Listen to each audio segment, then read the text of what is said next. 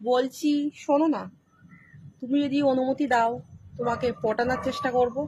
হুম। আমাদেরকে পটাতে হবে না, আর পটানোর চেষ্টা করতে হবে না। তোমার বর এই গরমে গাঁড় ফাটিয়ে কাজ করে আসছে, আগে গিয়ে বরকে সেবা করো। তা না করে এসে আমাদের বাড়া পটাতে এসছে। হাট বাড়া।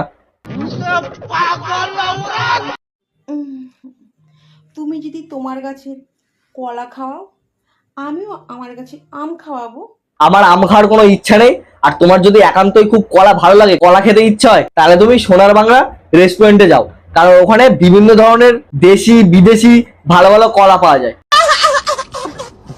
দেখবে অবিবাহিত মেয়েদের সাথে প্রেম করার থেকে বৌদিদের সাথে প্রেম করার একটাই সুবিধা এই কেন কেন বৌদি, এতগুলো মেয়ে থাকতে আমি কেন বৌদির সাথে প্রেম করবো? আছে। কি বলতো, বৌদিদের তুমি যেদিক থেকেই দাও মানা করবে না, ঠিক আছে?